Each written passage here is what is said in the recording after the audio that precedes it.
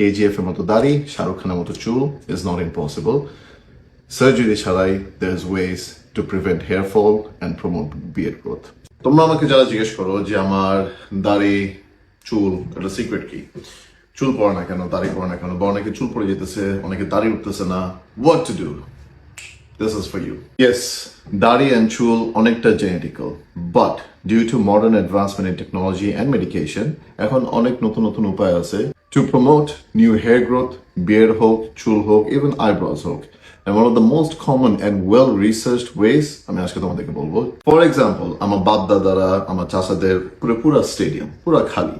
আমার বড় ভাই, আমার মেজো ভাই যারা আমার থেকে 10 বছরের বড়, তাদেরও আস্তে আস্তে খালি হওয়া শুরু হইতেছে। বাট আমার বড় ভাই একদিন আমাকে বলতেছে যে ববি, আমাদের কিন্তু জেনেটিক্সে আমাদের টাক্কু হওয়া আছে। আমি একটা জিনিস পাইছি, সে লন্ডনে থাকে, যেটা আমাকে অনেক হেল্প করতেছে to minimise it and actually reverse করে দিতেছে। আমি বললাম কি? সে আমাকে বললো মিনক্সিডিল। ঠিক আছে, আমি রিসার্চ করতেছি।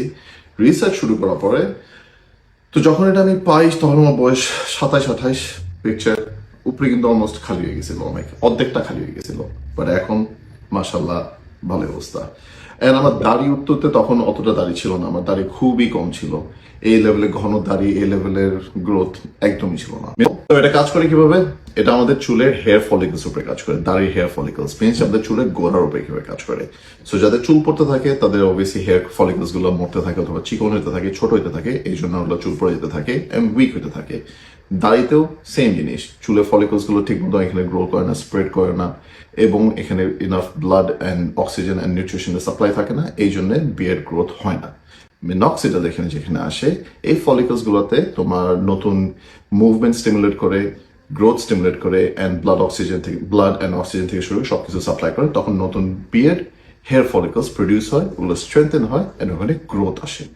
তুমি যদি এই সেম প্রসেসটাকে যদি আরো দ্বিগুণ ভাবে ডাবল করতে চাও, আরো এফেক্টিভ করতে চাও, তাহলে আরেকটা জিনিস যেটা highly recommended and research proven is microneedling. মাইক্রোনিডল stick পাওয়া যায়, যেটা তোমার বেসিক্যালি ছোট ছোট 0.75 বা 0.50 mm অথবা 0.75 mm ছোট ছোট নিডলস থাকে, যেটা তোমার স্কিন এবং হেয়ার ফলিকলস এর উপর দিয়ে তুমি যখন রোল করবা, এটা তোমার ছোট ছোট পাংচার্স ক্রিয়েট করে। ওই সেম ছোট ছোট পাংচার্স গুলো যখন ক্রিয়েট হয়, তোমার বডি তখন ওই জায়গাগুলো রিপেয়ার করতে চায়।